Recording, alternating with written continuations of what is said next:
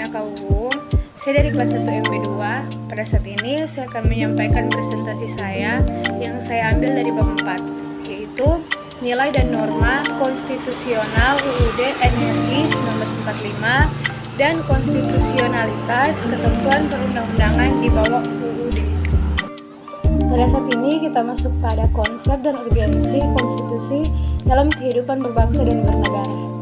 Pernahkah Anda mendengar istilah konstitusi? Tentu saja pernah, bukan? Apa sih konstitusi itu sebenarnya? Konstitusi yaitu seperangkat aturan atau hukum yang berisi ketentuan tentang bagaimana pemerintah diatur dan dijalankan. Oleh karena itu, aturan atau hukum yang terdapat dalam konstitusi itu mengatur hal-hal yang amat mendasar dari suatu negara. Maka konstitusi dikatakan pula sebagai hukum dasar yang dijadikan pegangan dalam penyelenggaraan suatu negara. Berikutnya kita masuk pada fungsi konstitusi. Fungsi konstitusi yang pertama yaitu konstitusi berfungsi sebagai landasan konstitusionalisme. Landasan konstitusionalisme adalah landasan berdasarkan konstitusi, baik konstitusi dalam arti luas maupun konstitusi dalam arti sempit. Konstitusi dalam arti luas meliputi Undang-Undang Dasar, Undang-Undang Organik, Peraturan Perundang-undangan lain, dan konvensi.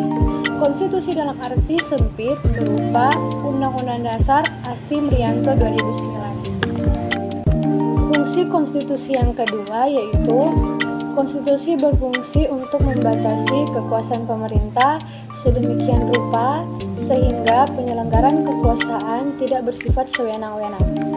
Dengan demikian, diharapkan hak-hak warga negara akan lebih terlindungi. Gagasan ini dinamakan konstitusionalisme yang oleh Karl Joachim Friedrich dijelaskan sebagai gagasan bahwa pemerintah merupakan suatu kumpulan kegiatan yang diselenggarakan oleh dan atas nama rakyat, tetapi yang dikenakan sebagai pembatasan yang diharapkan akan menjamin kekuasaan yang diperlukan untuk pemerintahan itu tidak disalahgunakan oleh mereka yang mendapat tugas untuk memerintah. Dan yang ketiga, fungsi konstitusi yaitu membatasi atau mengendalikan kekuasaan penguasa agar dalam menjalankan kekuasaannya tidak sewenang-wenang terhadap rakyat.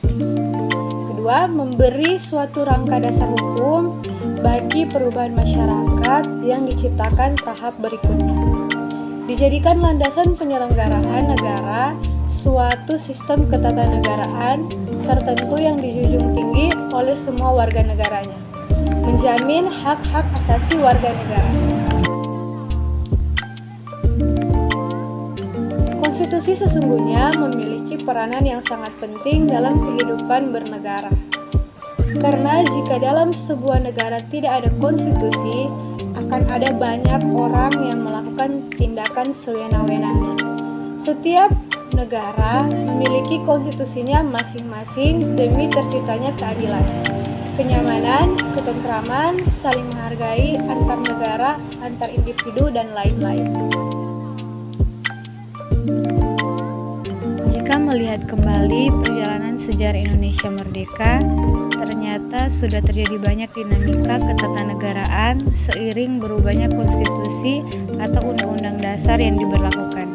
Setelah ditetapkan satu hari setelah proklamasi kemerdekaan, UUD NRI 1945 mulai berlaku sebagai hukum dasar yang mengatur kehidupan ketatanegaraan Indonesia dengan segala keterbatasannya. Mengapa demikian? Bapak Soekarno sejak awal telah mengatakan bahwa UUD 1945 merupakan UUD kilat yang akan terus disempurnakan pada era yang akan datang. Dalam video ini ada gambar tabel yang ada beberapa dinamika konstitusi yang terjadi di Indonesia. Kita next, pada pertengahan 1997 negara kita dilanda krisis ekonomi dan moneter yang sangat hebat. Krisis ekonomi dan moneter yang melanda Indonesia ketika itu merupakan suatu tantangan yang sangat berat. Akibat dari krisis tersebut adalah harga-harga melambung tinggi, sedangkan daya beli masyarakat menurun. Sementara itu, nilai tukar rupiah terhadap mata uang asing, terutama dolar Amerika, semakin merosot. Menyikapi kondisi seperti itu, pemerintah berusaha menanggulanginya dengan berbagai kebijakan. Namun, kondisi ekonomi yang tidak kunjung membaik, bahkan semakin hari semakin bertambah parah. Krisis yang terjadi meluas pada aspek politik. Masyarakat sudah mulai tidak lagi mempercayai pemerintah. Oleh karena itu, timbullah krisis kepercayaan pada pemerintah. Gelombang unjuk rasa secara besar-besaran terjadi di Jakarta dan di daerah-daerah. Unjuk rasa tersebut digagasi oleh mahasiswa, pemuda, dan berbagai komponen bangsa lainnya. Dan pada akhirnya, pemerintah sudah tidak mampu lagi mengendalikan keadaan. Maka pada 21 Mei 1998, Presiden Soeharto menyatakan berhenti dari jabatannya. Berhentinya Presiden Soeharto menjadi awal era reformasi di tanah air. Pada awal masa reformasi, pertengahan tahun 1998, muncul beberapa tuntutan reformasi di masyarakat. Tuntutan tersebut diutarakan oleh sebagai komponen bangsa, terutama oleh mahasiswa dan pemuda. Berikut beberapa tuntutan reformasi. Pertama, mengamandemen UUD NRI 1945. Kedua, hapuskan doktrin dwi fungsi Angkatan Bersenjata Republik Indonesia. Ketiga, menegakkan supremasi hukum, penghormatan hak asasi manusia atau HAM, serta pemberantasan korupsi, kolusi, dan nepotisme.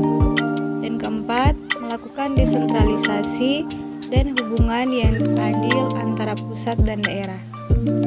Dan kelima, mewujudkan kebebasan pers, dan yang terakhir, mewujudkan kehidupan demokrasi. Dan tuntutan untuk mengamandemen UUD Negara Republik Indonesia tahun 1945, adanya tuntutan tersebut didasarkan pada pandangan bahwa UUD 1945 belum cukup memuat landasan bagi kehidupan yang demokratis, pemberdayaan rakyat, dan penghormatan HAM.